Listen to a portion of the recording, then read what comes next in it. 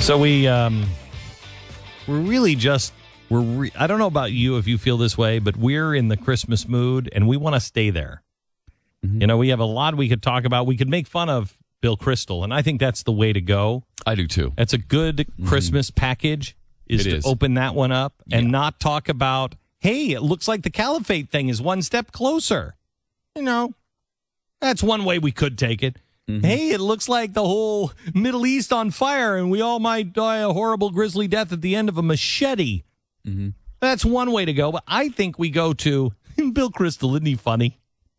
He's still going. He's still going to town on how great the Muslim Brotherhood thing is. On the weekend, that there's huge riots in Egypt because Morsi has just seized more power than even Mubarak did. More power. But here's the good thing. He's just doing it until next year when the legislature is, or the parliament is elected.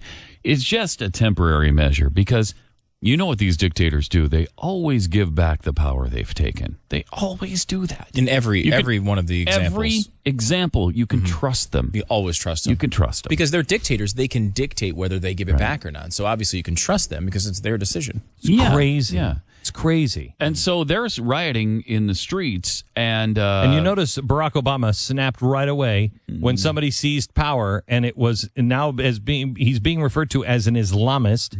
Now that it is known as that, you know, an Islamist has seized power, look how fast Barack Obama, you know, backed the people in the streets to say, hey, listen, you know, you don't want to grab the power. You just took the power away from Mubarak and gave it to the people, and you don't want to seize power. Remember that speech he gave this weekend? No, I don't. I don't. Did I miss that? Did I? Thanksgiving weekend. No, probably just he was probably going to a movie or something. Yeah, or golf. You know, or he might have been, you know, with Sasha and the other one, Malia. Might be, you know, they might have been at the, you know, in the underwear section of Victoria's Secret, looking for a bargain. That might have been happening. Right. I don't know. So he didn't have time to give that speech. But on that weekend where there's rioting going on, Bill Kristol says this, and this is, I think you're going to find sheer genius. If, as appears to be the case, the Muslim Brotherhood, which now rules Egypt, has not rallied to Hamas's defense, has been willing to broker what looks like it will be a ceasefire that I think will be in Israel's interest more than in Hamas's, that perhaps will actually stop the rockets from raining down on Israel. I mean, it's pretty amazing. If you had predicted to me a month ago that the Muslim Brotherhood, 3 months ago, the Muslim Brotherhood would take over Egypt and has done nothing to help their alleged brothers in Gaza. They withdrew an ambassador. They haven't cut off relations. The peace treaty seems secure. There's even talk of Egypt now enforcing the ban on weapons smuggling into Gaza more than they have in the past. I think that's the big question. I'm actually a little more optimistic after this week. I mean, you'd hate to see all the violence about the future of Egypt than I was a week or two ago.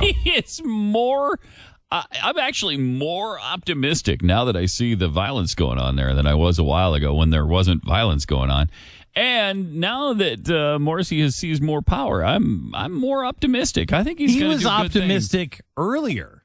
Yeah, he was like saying, you remember, he was the guy who said, you know what? I mean, I think people who are being negative. Yeah, he was optimistic. What was it, a year ago? Yeah. The Egyptian people have managed to pull off this democratic.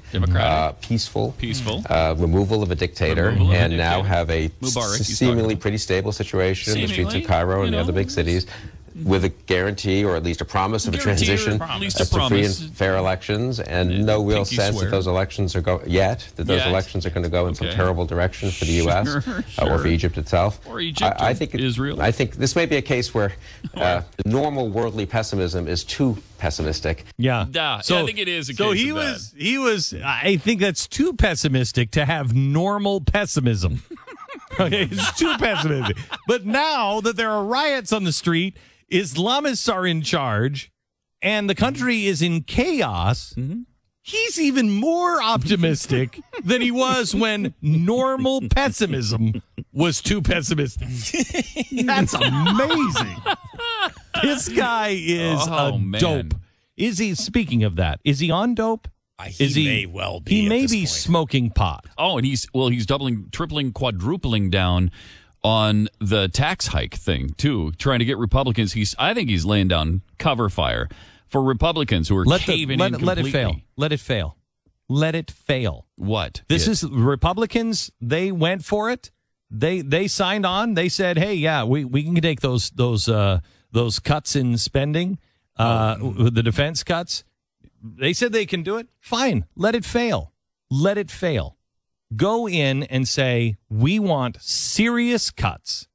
And we also are not going to do exactly what Europe has done. What they're proposing to us is what Europe has proposed the whole time, that has set Greece on fire. Would this be a good time to talk about the Pravda article? Maybe we probably don't have time. We don't have here, time now, but when we come back, we can talk about the Pravda article. Here's what they're talking about. They're talking about letting tax cuts expire and go back to the Clinton years.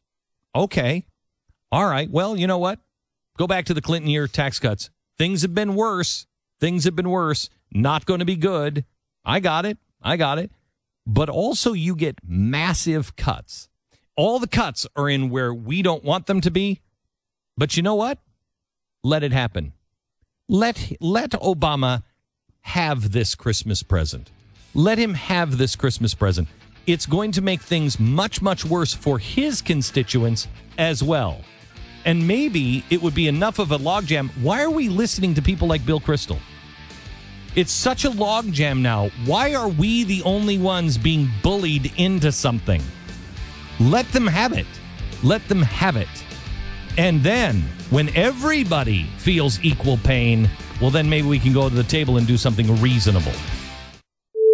By the way, we didn't get to this Obama's Soviet mistake where Pravda is saying, coming out, Putin in 2009 outlined his strategy for economic success. Alas, poor Obama did the opposite, but nevertheless, he was reelected. Bye-bye, Miss American Pie. The communists have won in America with Obama, but they failed miserably in Russia.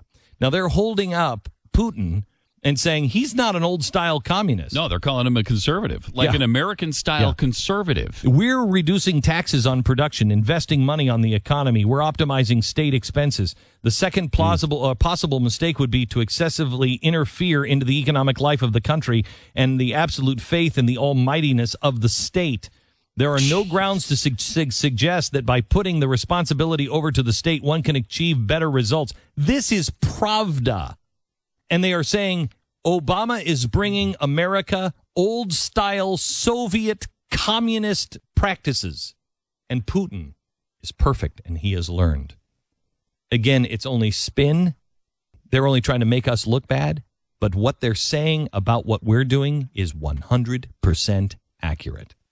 And I love this. Obama was recently reelected for his second term by an illiterate society. And he is ready to continue his lies of less taxes while he raises them. He gives speeches of peace and love in the world while he promotes wars as he did in Egypt, Libya, and Syria.